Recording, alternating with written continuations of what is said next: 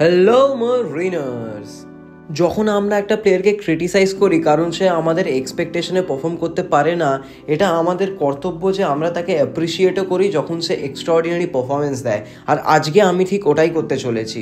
আমাদের প্লেয়ার, আমাদের স্টপার, যাকে আমরা এই সিজনে নিয়ে এসেছিলাম, আমাদের মার্কি স্টপার টমি অ্যালড্রেড, যার থেকে আমাদের সবার অনেক এক্সপেকটেশনস ছিল, আনফর্চুনেটলি টম অ্যালড্রেড ওটাকে পূরণ করতে পারেনি সিজনের প্রথম থেকেই।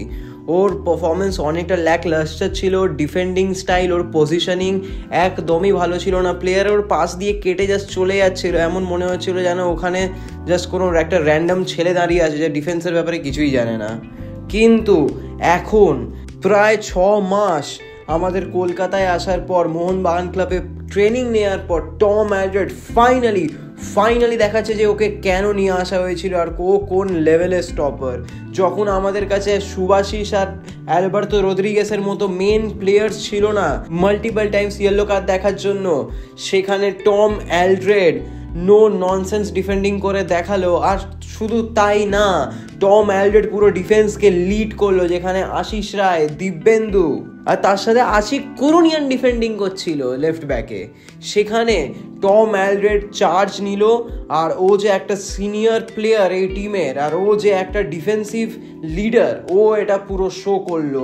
ও যে কটা সেভ করেছে এই লাস্ট কয়েকটা ম্যাচে মোহনবাগানের জন্য, আমি শুধু ওটা নোটিস করছিলাম। ওটা হেড ক্লিয়ারেন্স হোক, ওটা বডি দিয়ে আটকানো হোক, ওটা প্লেয়ার যে চান্স ক্রিয়েট করে দৌড়চ্ছে একটা স্ট্রাইকার, যেখান থেকে ও ক্লিয়ার অ্যাঙ্গেল নিয়ে শট মারলেই গোল হয়ে যাবে, অ্যাঙ্গেল ব্লক করে দেওয়া হোক, কি স্ট্রাইকারের পাসিং যে অপশনস আসে ওটাকে পুরো ক্যান্সেল করে দেওয়া হোক, টমি অ্যালড্রেড ওটা সব করে দেখিয়েছে। যে টমি অ্যালড্রেড সিজনের প্রথমে একটা বলও আটকাতে পারছিল না, যে পারছিল টমি অ্যালড্রেডের পাস দিয়ে চলে যাচ্ছিল, সেই টমি অ্যালড্রেডের জন্যই মোহনবাগানের ডিফেন্স এখন কেউ অত সহজে ব্রেক করতে পারছে না।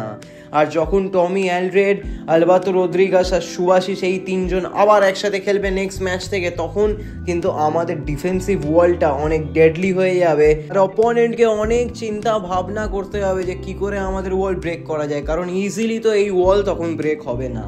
কিন্তু সেটা তখনই সম্ভব যখন টমি অ্যালড্রেড ওর ওই এক্সট্রাঅর্ডিনারি ডিফেন্সিভ পারফরমেন্স পর আমাদেরকে দিতে থাকে ইচ অ্যান্ড এভরি ম্যাচে। আর আমি আশা করছি ও সেটা করবে। আমি টম অ্যালড্রেডকে সিজনের প্রথমে ক্রিটিসাইজ করেছিলাম, আমি অস্বীকার করছি না।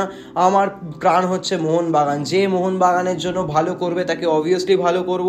যে ওই এক্সপেকটেশনে আমাদের মোহনবাগানের ক্লাব যে পর্যায়ে আছে ওই পর্যায়ে পারফর্ম করতে পারবে না, অবভিয়াসলি আমরা তাকে ক্রিটিসাইজ করব। কিন্তু সেই প্লেয়ারটাই যখন মোহনবাগানের জন্য নিজেকে ইমপ্রুভ করে এরম এক্সট্রাঅর্ডিনারি পারফরমেন্স দেবে, অবশ্যই আমি তাকে ফুল অ্যাপ্রিসিয়েট করব আর তাকে পুরো সাপোর্ট করে যাব। আর আমি আশা করছি মোহনবাগানের যত ফ্যান্স যারা এই ভিডিও দেখছেন বুঝতে পারছেন আমি কি বলতে চাইছি। আর টম অ্যালড্রেড যদি এরমই পারফরমেন্সেস করতে থাকে, দিতে থাকে ম্যাচের পর ম্যাচ, তাহলে আমাদের ক্লিন শিট রেশিও অনেক বেড়ে যাবে। আর এই সিজন আবার ব্যাক টু ব্যাক আমরা আইএসএল শিল্ড জিততে চলেছি।